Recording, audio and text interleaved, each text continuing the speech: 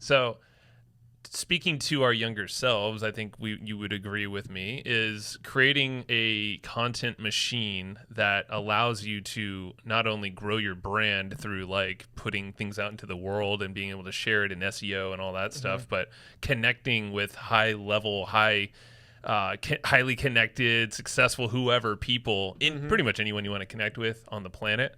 You can engineer that yourself by creating your own platform, and we have done that through our podcast and through YouTube other channel now. Yeah, we've done a YouTube channel and hustleandflowchart.tv, of course, is where you should subscribe. Hit that bell, and also smash it.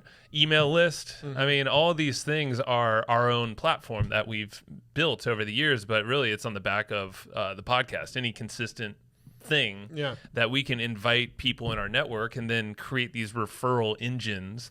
Like that is what drives everything we do, and over time we're building a media platform out, and we've had this in our vision for now it's been like 4 years ish or so, maybe before.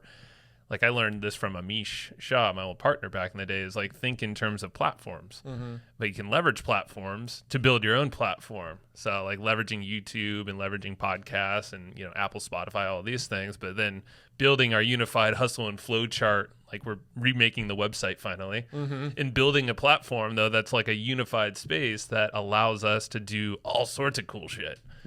And like different, obviously it spins into all monetization, all that stuff, but this way of platform thinking almost like generates more opportunities. That's just, it's never ending. I think there's actually in those statements, I feel like there's two things there. It's probably more, but well, what two do you got? Two kind of core things, right? Yeah. So you've got the concept of build a system that cranks out content that gets you new introductions to people, like system. Because so basically, we've got the podcast, and what the podcast does is it systematizes the networking. We get introduced to new people every single day of our lives now because of the podcast, right? It creates content for our brand every single day. There's new YouTube videos, new audios, new things on Instagram, new wherever this content is going. We don't even know anymore. There's like new pieces of content every single day because we've built this machine. We're making money off of this machine because we've gotten it to a point where sponsors are interested. And that kind of pivots to like the second thing there,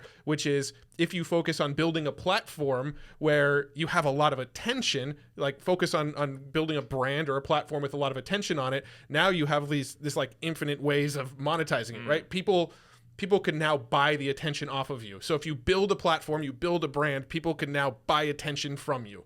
And so that's what you become as you build a platform, is a merchant of attention. For sure. Yeah. And speaking directly to my younger self now, because this is not your younger self, Matthew.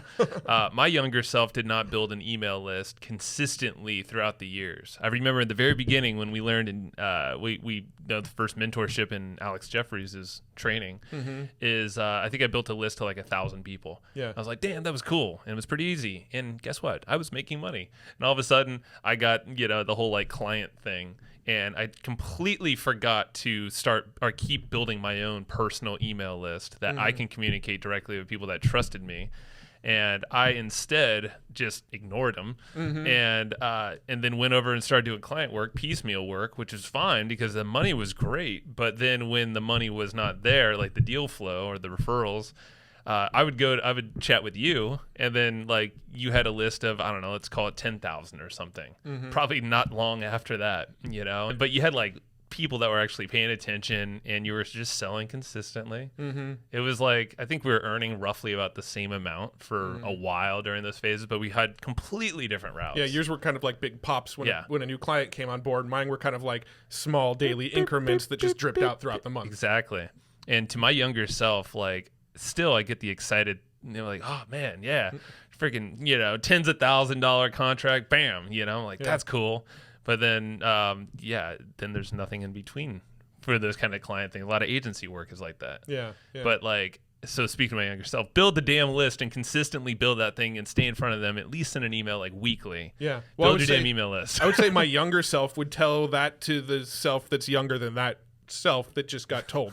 Because Yeah. because like I started building an email list in about 2009, but we started doing internet marketing kind of stuff around 2005-ish, right? Of course, man. I mean, earlier the better. But speaking to anyone listening right now, if you don't have an email list, and if you do, and you're not staying in front of them weekly, with something, just do it. That's the other damn thing. And when I was building an email list, I'd go phases where I was very uncomfortable emailing the list, right? And so I would so dumb. I would build a list to like dumb. I built a list at one point to like 10,000 subscribers, and I was emailing it and making sales, and then I started getting in my head about like I think I'm emailing them too much. They're probably going to stop.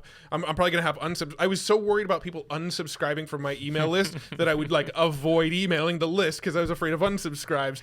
And then what happens is if you do that for long enough, when you finally do mail your list, the list is like, who are you again? Crickets. Yeah. So mail the damn list if you do have it. Yeah, it's just crazy logic if you think about it. The way you just said it, like that's what probably most people go through. It's not the fact that it's not working, because usually if you have a pretty good list, guess what? You can cultivate, like there's interest involved. Yeah. It's odds. Like someone's going to take an action and do something, or at least they're going to give you feedback and tell you what they want. But yeah, so point of the matter is, grow the list, email the list. Yeah. And give them value, of course, but that's just an unsaid thing.